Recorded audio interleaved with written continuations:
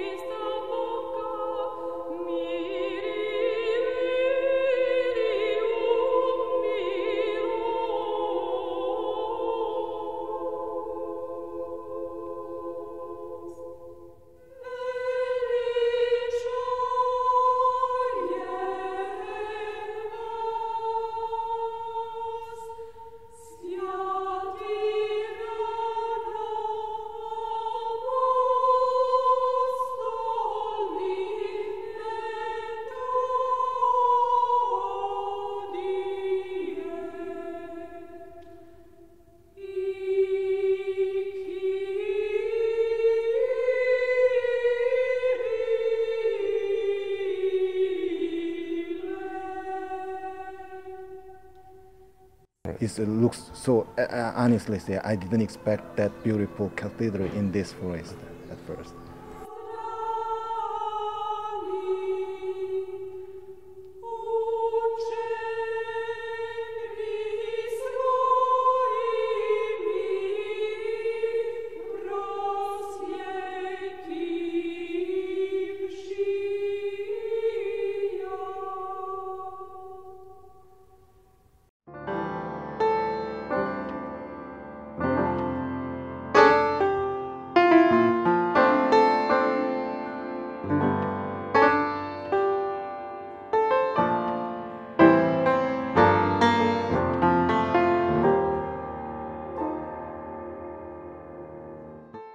Resavska pećina otkrivena je 1962. godine i otkrili su je planinari iz okolnih gradova Svilajnca i Despotovca. Onda je te iste godine tim speleologa pod vođstvom doktora Jovana Petrovića iz Novog Sada pristupio istraživanju pećine. Zatim je sledilo uređivanje pećine i to je trajalo sve do 1972. godine kada je ona i otvorena te godine 22. aprila.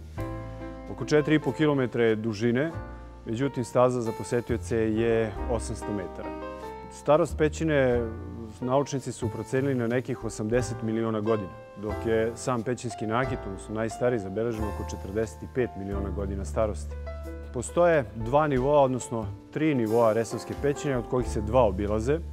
Resavska pećina je veoma bogata pećinskim nakitom ili ukrasima, kako hoćete da ih zovete.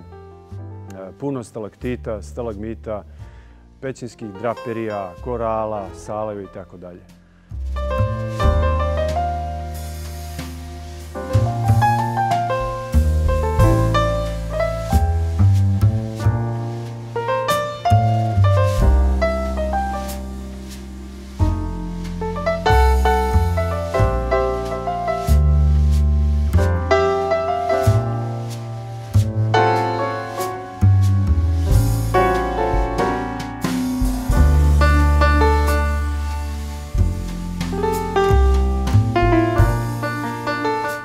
Što se tiče posetioca, ima ih od 6 meseci beba do najstarijih seniora, naših penzionera. A što se tiče geografskog područja odakle dolaze naši gosti, to je ceo svet.